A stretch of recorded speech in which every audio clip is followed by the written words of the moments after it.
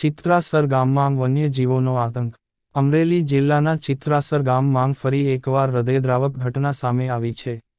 ગૌશાળામાં ઘૂસીને વન્યજીવોએ 3 થી 4 નિર્દોષ ગાયોના મારણ કર્યા હોવાની ઘટના મોડી રાત્રે બની હોવાનું જાણવા મળ્યું છે. પશુપાલકોમાં ભય અને રોષનો માહોલ. સ્થાનિકો દ્વારા આક્ષેપો કરવામાં આવ્યા છે કે છેલ્લા 1 મહિનાથી વન વિભાગને વારંવાર રજૂઆત કરવા છતાં કોઈ કાર્યવાહી કરવામાં આવી નથી. રાત્રે પેટ્રોલિંગનો સંપૂર્ણ અભાવ હોવાનું સામે આવ્યું છે. આ પહેલો બનાવ નથી. અગાઉ દીપડાએ નાની બાળકીનો જીવ લીધો હતો. દીપડાઓ ગામ સુધી પહોંચી ગયાના બનાવો સતત વધતા વન્યજીવોનો ખતરો વધી રહ્યો છે. ચિત્રાસર ગામના લોકોની માંગ છે કે રાત્રે 11 થી સવારના 5 વાગ્યા સુધી સઘન પેટ્રોલિંગ કરવામાં આવે. વન વિભાગ દ્વારા તાત્કાલિક કાર્યવાહી કરવામાં આવે અને પશુઓની સુરક્ષા માટે કડક પગલાં લેવામાં આવે એવી ગામજનોની માંગ છે. જિલ્લા બ્યુરો ચીફ જિગેશ બારૈયા, અમરેલી. મારું નામ રાઠોડ ડાયાભાઈ બાબુભાઈ, ગામ ચિત્રાસર. આજે રાત્રે 3 થી 4 વાગ્યાના ગાળામાં આજે 2-3 સિંહને લગભગ આ ગૌશાળાની અંદર 3 થી 4 ગાયોને મારી છે.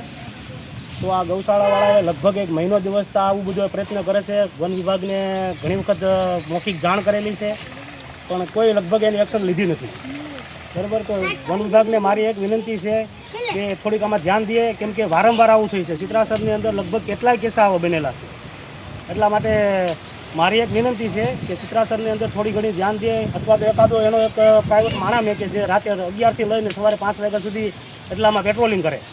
એવું ક્યારેય અમે લગભગ જોયું નથી કે રાત્રે કોઈ પેટ્રોલિંગમાં આવતું હોય. બરાબર. તો વન વિભાગને મારી આવી વિનંતી છે કે થોડું ઘણું આમાં ધ્યાન દે. આપનું નામ? વાઘેલા વિમજીભાઈ બાલાભાઈ, ગામ ચિત્રાસર. હું અહીંયા બજરંગ દળના પ્રમુખ તરીકે છેલ્લા 2 વર્ષથી ફરજ બજાવું છું. આજ રોજ રાત્રે 3 વાગ્યાની આસપાસ અમારા ગામ ચિત્રાસરની અંદર જે અમે બજરંગ દળ દ્વારા જે ગૌશાળા બનાવવામાં આવેલી છે, ત્યાં ગૌશાળાની અંદર જે રેઢિયારમાલ ગામના છે તેને અમે સેવા કરીએ છીએ અને તેમને અમે નિરણને એવું બધું નાખીએ છીએ અને ઘાસચારો ને એવું બધું નાખીએ છીએ.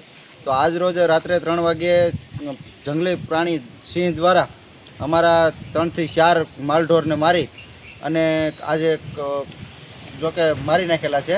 અને અમે ફોરેસ્ટવાળા વિભાગને અમે જાણ કરી છે, છતાં એ લોકો નથી અમારી ઉપર ધ્યાન કર્યું અને એ લોકો અત્યારે કોઈ કાર્યવાહી પણ નથી કરી. અને એમને ફોન કર્યો, આરએફઓ સાહેબને ફોન કર્યો. આરએફઓ સાહેબ કીધું કે તમે અમને હુકમ ન કરી શકો અને અમે પણ ના આવી ન શકીએ. બીજું પ્લસમાં કે અમે આવા તો અવારનવાર 1 મહિનો દિવસથી એમને ફોરેસ્ટવાળાને અમે વિનંતી કરીએ છીએ, આખા બજરંગ દળવાળા લોકો, અને અમે અવારનવાર એને રજૂઆત કરીએ છીએ ફોન દ્વારા ને, તો છતાં એ લોકો અમારી ઉપર કોઈ ધ્યાન નથી દેતા. આવા કિસ્સા અમારા ગામમાં ચિત્રાસરની અંદર ઘણી વખત બન્યા છે. આજથી વર્ષ દિવસ પહેલાં એક અમારા ગામની અંદર એક નાની બાળકીને દીપડા દ્વારા ફાડી ખાધેલી હતી. ત્યારબાદ એક દીપડો એક માલિકીની રહેણાંકવાળા મકાનમાં ઘૂસી અને એ ઘૂસી ગયો હતો. પછી ત્યારબાદ થોડાક દિવસ પહેલાં એક દીપડો અમારા ગામમાં જ્યારે નિશાળે નાના બાળકોને પણ કવરાવતો. આમાં ફોરેસ્ટવાળા ધ્યાન નથી દેતા અને અમારા સરકારશ્રીને એટલી જ વિનંતી છે કે જો અત્યારે આવો બધા અવારનવાર બનાવ બને છે તો આની જવાબદારી કોણ લેશે? ફોરેસ્ટ વિભાગવાળા એમ કહે છે કે અમે કોઈ જવાબદારી નથી લેતા, અને એના જો પશુને કોઈ પણ થયું હોય ઈજા તો માણસો ઉપર ઓલો દંડ ને આ તે ને એવું બધું મૂકે છે, કેસ કરે છે. અને અમારા પશુ ઉપર ગાયો, એક બાજુ સરકાર એમ કહે છે કે તમે ગાયો બચાવો, અમે ગાયો બચાવવાની પ્રયત્નો કરીએ છીએ અને આની ઉપર કોઈ લોકો ધ્યાન નથી દેતા. તો સરકારશ્રીને એટલી નમ્ર વિનંતી છે કે આની ઉપર થોડી કાર્યવાહી કરવા નમ્ર અપીલ છે.